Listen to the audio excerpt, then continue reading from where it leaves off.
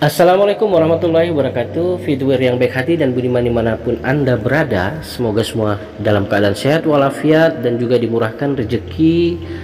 Dan terutama kita selalu mendoakan yang sakit semoga cepat disembuhkan, dan juga yang kekurangan semoga dicukupkan, dan yang paling terpenting yang masih banyak utang dan masih banyak masalah semoga cepat diselesaikan. Amin ya robbal alamin. Ya teman-teman, kali ini kita akan membahas satu masalah yang tidak pernah terlepas dari permasalahan kehidupan manusia. Apa itu? Rezeki. Ini yang selalu menjadi atau yang dicari terus oleh manusia selama hidup di dunia ini. Dan rezeki ini adalah salah satu perkara dunia yang banyak dikhawatirkan oleh manusia. Sehingga banyak orang yang rela banting tulang, pergi pagi, pulang malam hanya untuk mencari rezeki, hingga melalaikan kehidupan atau pekerjaan yang lain atau kehidupan akhirat. Namun seringkali hasil yang didapatkan tidak sesuai dengan besarnya usaha yang dikeluarkan, hingga menimbulkan pertanyaan, apakah betul bahwa rezeki tidak akan tertukar? Seringkali kata-kata bijak rezeki tidak akan tertukar tersebut menjadi permasalahan yang sering ditanyakan oleh banyak kaum muslimin. Ada seseorang yang dikaruniai rezeki melimpah dengan bergelimang harta yang didapatkan karena usaha dan kerja kerasnya selama hidup. Namun ada juga orang yang bahkan dari lahir sudah diberi karunia harta yang berlimpah. Sebaliknya, ada orang yang bekerja keras terus-menerus sepanjang hidupnya, namun tidak kunjung mendapatkan hasil yang cukup. Ada juga seseorang yang bermalas-malasan, namun seketika bisa menjadi kaya mendadak. Bagaimana Islam menanggapi hal tersebut?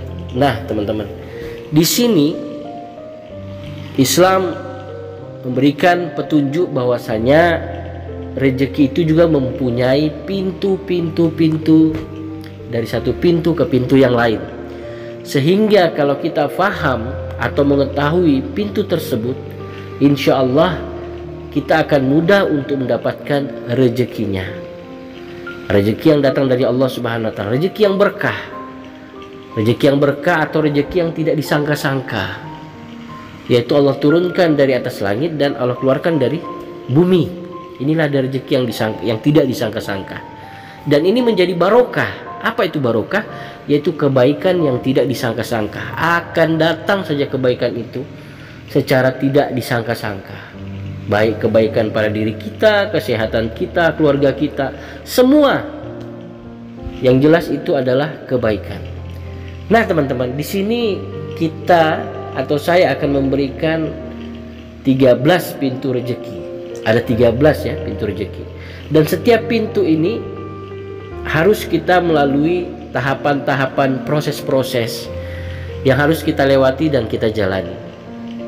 Dan juga ujiannya pintu 1 sampai pintu ke-13 masing-masing punya ujian. Sehingga kalau kita sudah lulus dengan ujian pintu pertama, pintu kedua, pintu ketiga, maka setiap pintu yang telah kita selesaikan tugas kita dan lulus dan alhamdulillah kita berhasil, maka rezeki itu akan datang. Rezeki yang tidak disangka-sangka. Kalau rezeki yang disangka adalah rezeki yang kita bekerja, kerja di kantor, kerja di persawahan, di perkebunan, itu rezeki yang disangka, yang bisa kita hitung. Tetapi rezeki yang tidak disangka-sangka itu lebih besar daripada rezeki yang disangka. Pertama apa? Yang kita bahas adalah pintu takwa. Apa itu takwa? Menjalankan seluruh perintah dan menjauhi seluruh larangan. Menjalankan seluruh perintah Allah Subhanahu wa Ta'ala dan menjauhi seluruh larangan Allah Subhanahu wa Ta'ala. Titik. Karena di zaman sahabat Nabi SAW, sahabat Nabi hanya dua, yaitu menjalankan perintah Allah dan menjauhi larangan Allah. Nah teman-teman, kalau itu kita bisa jalani, kita bisa amalkan, menjalankan seluruh perintah Allah dan menjauhi seluruh larangan, walaupun sekecil apapun perintah Allah, jalani semua. Walaupun sekecil apapun larangan Allah, tinggalkan semua. Kalau itu kita bisa lakukan, kita bisa amalkan, insya Allah rezeki akan datang melalui pintu yang pertama.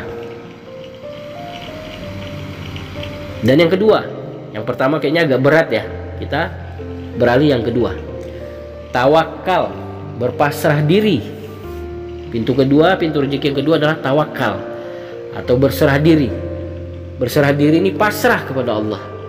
Setelah apa yang kita lakukan, kita usahakan untuk kita dapatkan, selebihnya serahkan kepada Allah Subhanahu wa taala. Bukan hanya diserahkan secara lisan atau secara ucapan saja, tetapi kita menyerahkan kepada Allah itu dalam menjalankan perintah Allah. Menjalankan perintah Allah. Kita tawakal, berpasrah, tetapi tetap menjalankan perintah Allah, melakukan kebaikan-kebaikan. Tawakal. Kita kerja semampu kita, semaksimal kita, sisanya bertawakal, berpasrah diri kepada Allah Subhanahu wa taala. Berpasrah diri kepada Tuhan Yang Maha Esa. Dan berikutnya pintu ketiga, yaitu tilawah Al-Quran, membaca Al-Quran, memahami Al-Quran, belajar Al-Quran, menjadikan pedoman hidup Al-Quran, menjadikan hudalinas, petunjuk bagi diri kehidupan kita adalah Al-Quran. Sehingga ada yang menyampaikan, selain Al-Quran yang tertulis ada lagi Al-Quran yang berjalan. Siapa itu? Yaitulah kehidupan baginda Muhammad SAW. Ikuti kehidupan baginda Nabi Muhammad SAW, sama halnya kita sudah mengamalkan Al-Quran. Apalagi kalau kita tambah membaca Al-Quran, terus mengulang-ulang memahami isi Al-Quran. Ini pun adalah pintu rezeki.